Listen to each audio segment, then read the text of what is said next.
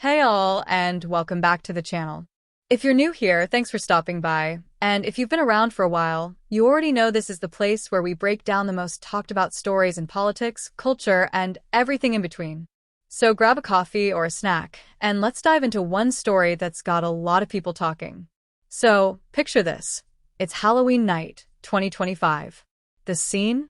Mar-a-Lago, that iconic Palm Beach estate where President Trump often hosts big events. The theme of the night? The Great Gatsby. Yep, 1920s glamour, jazz vibes, champagne, and gold decor everywhere. Guests walked in dressed like they'd just stepped out of a movie set, flapper dresses, tuxedos, pearls, and feathers.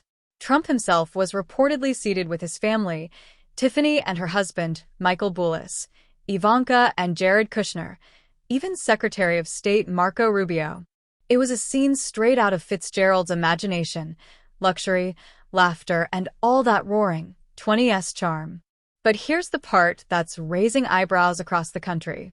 Just hours after that lavish Halloween party ended, funding for SNAP, that's the Supplemental Nutrition Assistance Program, was set to run out. In other words, millions of Americans were about to lose the help they depend on to buy food. And that timing, well, it didn't sit right with a lot of people. Think about it. A glittering Great Gatsby-themed celebration happening the same night a major social safety net is about to lapse. It's the kind of contrast that makes you pause. How do we feel when our leaders seem to be celebrating while everyday people are struggling to put food on the table? Do optics like that matter to you? Or do you think a party is just a party? Now, critics jumped on it immediately. Senator Chris Murphy from Connecticut called it, quote, "inhumanity rubbed in Americans' faces."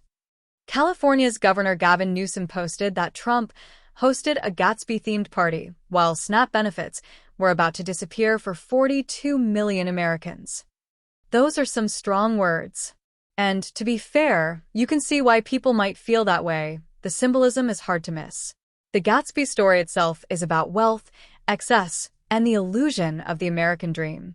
Having that as a theme, while millions wonder where their next meal will come from, well, that's powerful imagery. On the flip side, the White House defended the president, saying he's been calling on Democrats in Congress to reopen the government.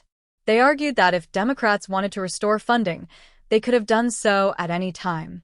And Trump himself posted that he'd be happy to restore funding if given the legal direction by the court, just like he did with military and law enforcement pay. So, depending on how you see it, you might think the timing was tone-deaf, or you might think it was just unfortunate optics in the middle of a bigger political standoff. Still, the situation wasn't just political theater, it had real-world consequences. SNAP supports around 42 million people across the U.S. When those funds lapse, families can't buy groceries, kids go hungry, and local food banks get overwhelmed. That's not a small thing. It's something that hits communities directly, not months from now, but immediately. A federal judge eventually stepped in and ordered the administration to keep SNAP funding flowing, at least temporarily. But the incident highlighted a bigger question that always seems to come up in times like these. Who really feels the pain when Washington shuts down?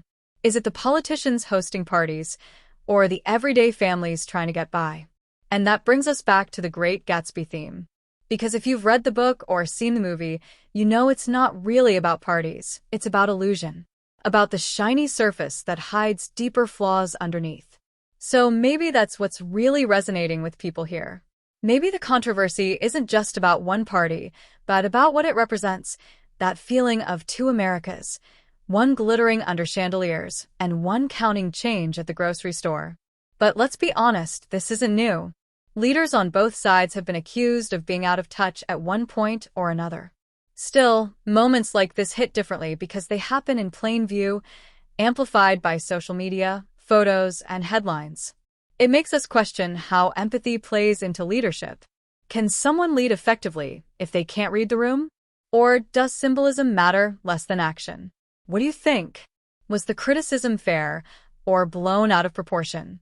Should leaders avoid celebrations like this during sensitive moments, or do they deserve to unwind, just like anyone else? I'm really curious to hear your thoughts on that one.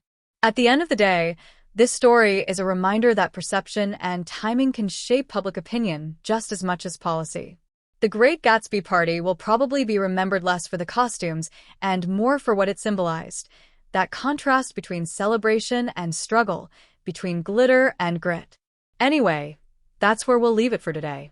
If you enjoyed this breakdown and want to keep up with stories like this, where politics meets public perception, make sure to hit that like button, subscribe if you haven't already, and share this video with someone who'd love to join the conversation. I'd love to hear what you think down in the comments. Thanks for hanging out with me today, and until next time, stay curious, stay thoughtful, and I'll catch you in the next one.